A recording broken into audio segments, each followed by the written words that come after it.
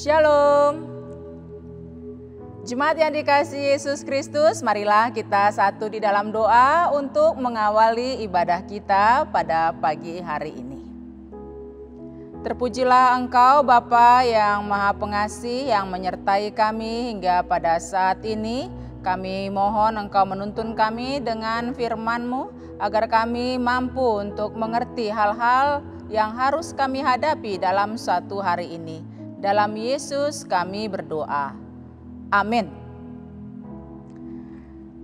Jemaat yang dikasihi Yesus Kristus, firman Tuhan bagi kita pada saat ini tertulis dalam 1 Korintus pasal yang kedua ayat yang ke-7. Demikian bunyinya.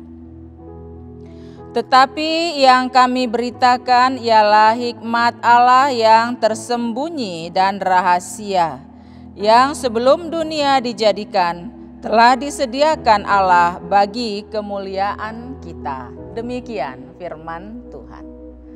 Saudara-saudariku yang dikasihi Yesus Kristus, hidup ini adalah misteri. Sangat banyak rahasia di dalamnya. Meskipun kita sudah tahu banyak hal, namun faktanya jauh lebih banyak yang tidak kita ketahui. Contohnya saja dalam hal kesehatan.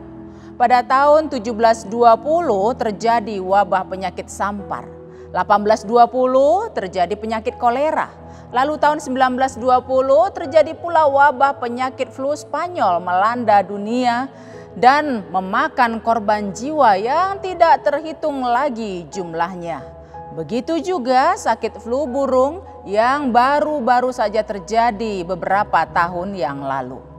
Saat ini kita juga bisa membayangkan bagaimana kepanikan yang terjadi pada saat itu, sebagaimana kepanikan kita pada saat menghadapi virus corona. Saling tuding-menuding, kesalahan pun terjadi. Semua berusaha mencari tahu rahasia sumber penyakit dan bagaimana cara pengobatannya. Namun manakala saat itu Tuhan membuka rahasia penyebab dan obat dari penyakit tersebut, maka selesailah masalah. Kita yakin manakala para peneliti sedang berusaha, pasti mereka juga berdoa meminta tuntunan Tuhan untuk memberikan pemahaman kepada mereka sehingga obat yang dibutuhkan segera ditemukan. Nats kita pada hari ini adalah surat Paulus yang pertama kepada jemaat di Korintus untuk memberitahukan rahasia besar kepada mereka tentang hikmat Allah. Sebagai kota metropolis, penduduk Korintus terdiri dari banyak macam bangsa. Terkenal karena kemajuannya dalam perdagangan, kebudayaan, dan ilmu pengetahuan. Akan tetapi kehidupan susilanya sangat bobrok dan pemahaman mereka tentang Kristus sangat dangkal. Ironinya, mereka malah merasa sangat paham dan menguasai kekristenan. Paulus mempergumulkan persoalan yang multikompleks dalam kota tersebut. Namun khususnya dalam nats ini, Paulus mengingatkan penduduk Korintus agar mereka jangan merasa puas dengan pemahaman mereka selama ini tentang Kristus. Sebab masih banyak rahasia yang besar yang belum mereka ketahui. Paulus sengaja menggunakan kata rahasia untuk menggelitik rasa penasaran dan keingintahuan orang-orang Korintus. Sebab penduduk kota itu sangat haus dengan hal-hal yang baru. Mereka ingin eksis dengan image bahwa mereka adalah orang yang tahu segalanya. Dengan mendengar masih ada hal yang rahasia, hal itu menggugah rasa ingin tahu mereka.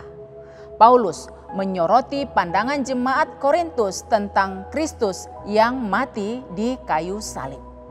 Menurut orang Yunani, salib adalah lambang kebodohan karena mereka sangat mengedepankan ilmu pengetahuan dalam menganalisa sesuatu. Menurut mereka, kalau Yesus memang tidak berdosa, mengapa Yesus mau berkorban? Bagi mereka itu keputusan dan tindakan yang bodoh.